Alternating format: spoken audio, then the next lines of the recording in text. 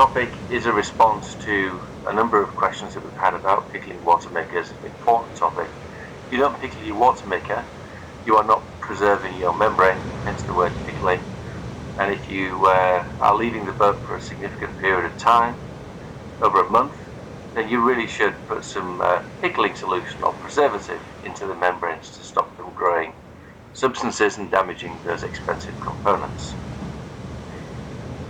Solutions that you can use obviously include compounds from your manufacturer. Alternatively, you may just go with generic options like sodium metabisulfite, which is my choice. It comes in a powder, used in the brewing industry and food industry. It's safe to humans and very effective as a preservative. Another option is propylene glycol antifreeze, used in RVs and boats and so on for your water system. Non-toxic to humans, or very low toxicity to be precise. Not to be confused with ethylene glycol, which is poisonous. Do not use ethylene glycol by mistake. So every water maker has a manual. Here's my owner's manual for the MT Freshwater AB system. That company has been taken over by another. So we're going to go through the procedure here. I'm not going to bore you with the details of it. But the first part of this is to make, in my case, 80 litres. And here's the product water. 80 litres of product water. And the reason we call it product water is the product of the water maker. And the reason that's important is because you don't want chlorine on your membranes, and the product water does not contain chlorine. An alternative is you could put your water through a carbon filter, and that'll take the chlorine out, so you have two options. But basically the way you do that is you disconnect, the way you take it from your product is you disconnect this pipe here that is going to the tank, and you reconnect a similar pipe, and when your water maker is up and running in the normal way, you're now feeding your product water that would normally go to tank down into your vessel that you will be using to collect your 40 litres of product water. Important things to remember is that the pressure regulator valve here, there's the pressure regulator and your flow meter, this has to be fully open. You don't want your system under pressure at all when pickling, and it's important for those of you that have a manual like mine that doesn't include this step, is that you must not turn that dial up when the pickling solution is in the system. So when you come back after your break and you flush it all out and you put your new system in, do that without the system under pressure. Other steps that you need to go through is we need to go down in the engine room, and we need to close the through hull, and in my case the through hull is way down here, and I won't bore you with the detail, it's different in every boat. And there's a valve here that I have now connected a new hose to. So instead of taking water from outside the ocean, I'm going to be taking it through this pipe here, and this pipe is going to be led into my large bucket containing 40 litres product water and sodium metabisulfite, and that will take it into the system. It will circulate it through the system, and instead of pumping it out to waste, and it normally goes through the brine outlet, comes here, and the brine outlet normally goes straight down into a drain that goes straight out. This is just a cockpit drain. I'll be turning this valve across that way so that the water goes right back into the bucket, and it'll go into the bucket and then be sucked back out through this one until I've circulated my sodium metabisulfite solution several times through the system, and when I'm satisfied I'll shut it down and have a pickle system. Then of course I close everything off, and I'm going to use some common sense precautions by putting a towel down. Sodium metabisulfite isn't like bleach, it's not going to do an awful lot of damage. It's safe in the right concentrations, but the concentrations you start using it in, it isn't safe at all. It's a respiratory irritant. You don't want it in your eyes, you don't want the strong stuff on your skin.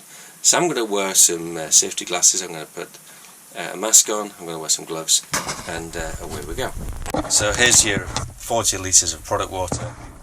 There's my brine pipe to recirculate back into the system, which would normally go outside, and here's my intake pipe that's going to be taking it in and then out and then back in again. It's going to circulate around the system.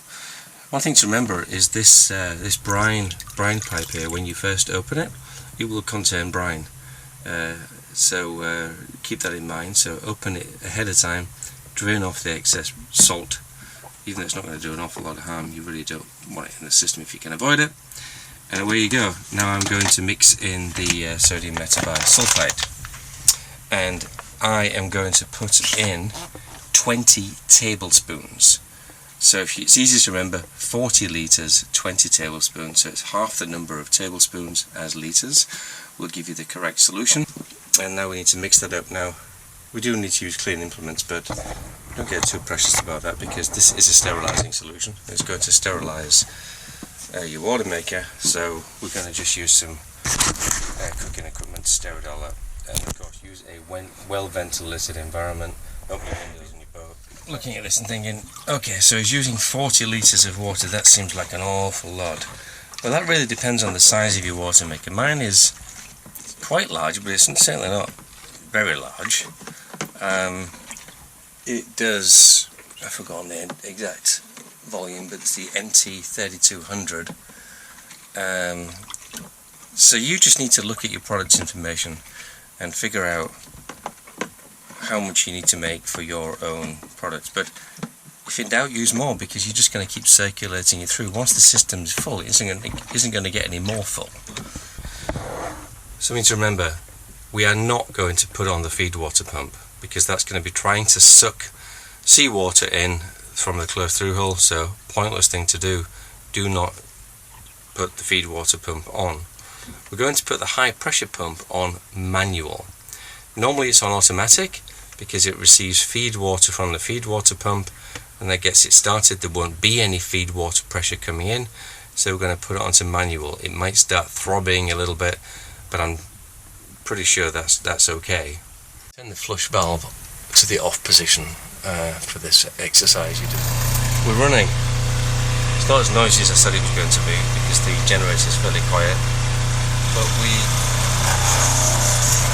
are seeing some circulation happen. The high pressure pump is making an unusual noise to normal, but you can see we're taking the volume down,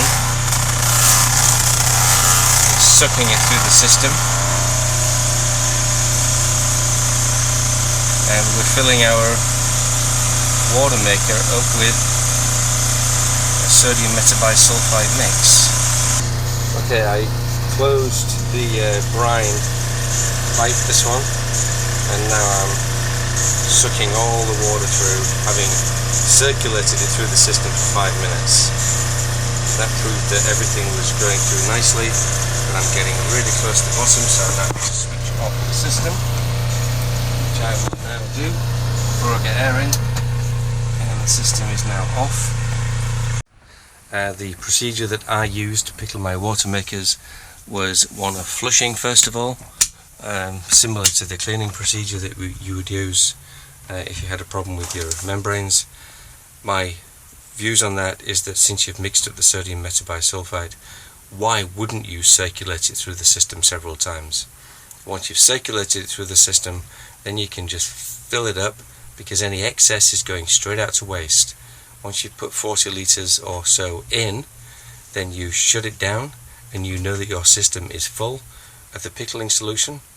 Now all you've really got to do is switch the system off to just reconnect hoses. So now we've just got to make sure we're doing our job properly.